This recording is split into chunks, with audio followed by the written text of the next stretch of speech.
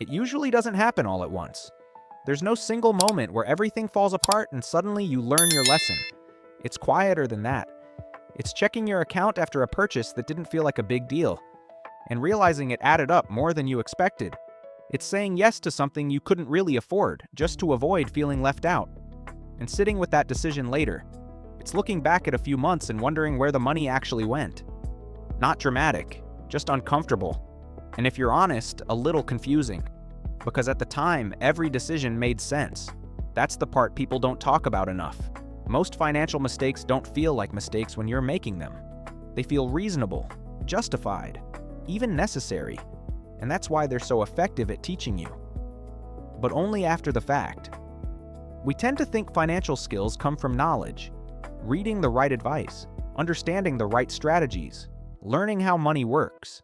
And that does matter, but there's a gap between knowing something and actually feeling it.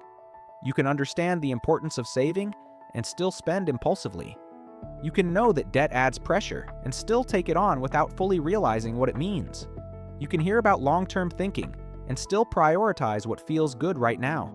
Because knowledge is logical, but behavior is emotional. And most of the lessons that actually stick come from moments where those two don't align. Think about your first real financial mistake. Not something extreme, just something that stayed with you. Maybe you spent more than you planned and had to adjust the rest of your month around it. Maybe you ignored your finances for a while and then felt overwhelmed when you finally looked. Maybe you trusted a situation that didn't work out the way you expected. At the time, it didn't feel like a lesson. It felt like frustration, regret, maybe even a little embarrassment. But later, something changed. You didn't just know better, you felt the consequence. And that feeling reshaped how you think. That's where real financial skills start to form, not from perfect decisions, but from imperfect ones that you actually process. Because a mistake, by itself, doesn't teach you much. It's the reflection afterward that does. The moment where you pause and think, why did I do that? Not in a harsh or critical way, just honestly. And sometimes the answer isn't about money at all. Sometimes you realize you were tired, or stressed, or trying to reward yourself after a difficult week. Sometimes you see that you avoided something because it felt uncomfortable, or said yes because you didn't want to feel different from everyone else. And once you see that, the mistake becomes clearer. It wasn't random, it was a response.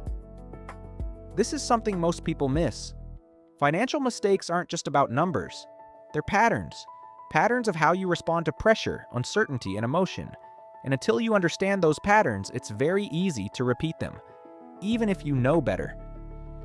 There's also a kind of quiet pressure to avoid mistakes completely, to get everything right the first time, to be disciplined, consistent, and in control. But that expectation doesn't match reality, because most people don't build financial awareness in a straight line. They build it through contrast, through seeing what doesn't work, and slowly adjusting. One of the first skills people learn this way is awareness, not just of where their money goes, but of when and why they spend. Before that, spending often feels automatic. You don't question it much. But after a few mistakes, you start noticing patterns, certain situations, certain moods, certain triggers, and that awareness creates space, not to be perfect, just to be a little more intentional. Another skill that comes from mistakes is restraint. Not forced restriction, but natural hesitation. That small pause before a decision. Because you've seen what happens when you don't pause. You've felt it. And that feeling stays with you in a quiet way. It doesn't stop you from spending entirely, but it changes how quickly you act. Then there's prioritization. Understanding what actually matters to you, versus what just feels urgent in the moment. This usually doesn't come from planning. It comes from regret, from realizing that something you spent money on didn't add much value, while something else you delayed might have mattered more. Over time, that contrast sharpens your decisions.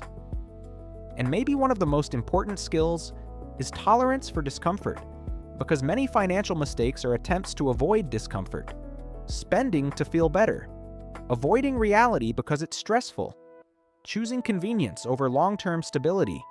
When you go through the consequences of those choices, something shifts. You realize that a little discomfort up front is often easier than a bigger one later, and that changes how you respond. Not immediately, but gradually. This is the turning point, when mistakes stop feeling like failures and start functioning like feedback, not something to avoid at all costs, but something to learn from properly. Because the goal isn't to never make mistakes. That's not realistic. The goal is to not ignore them.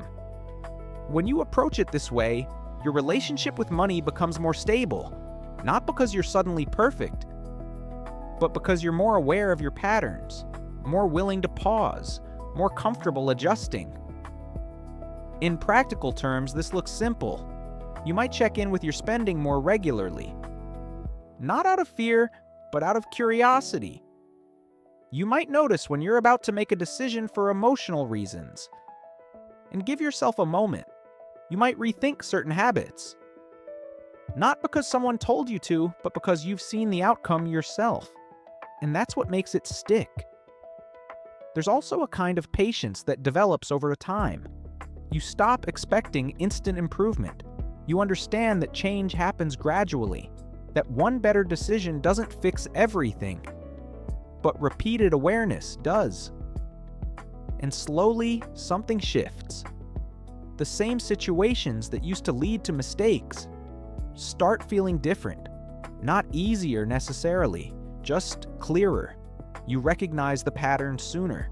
You respond a little differently. And that's progress. Because the truth is, most financial skills aren't taught in a perfect environment. They're learned in real life, in imperfect situations, through decisions that didn't go as planned. So, if you've made mistakes with money, that doesn't mean you're behind. It probably means you're in the part of the process where real understanding is forming. Not theoretical understanding, but practical, emotional awareness. And that kind of understanding is more durable, because it's based on experience, not just information. You don't need to go back and fix every past decision. You don't need to be perfect moving forward. You just need to pay attention to what those moments are showing you. Because over time, those small lessons add up. They shape how you think, how you decide, how you respond. And without realizing it, you start becoming more steady, more intentional, more aware. Not because you avoided mistakes, but because you learned from them. Quietly, gradually, in a way that actually lasts.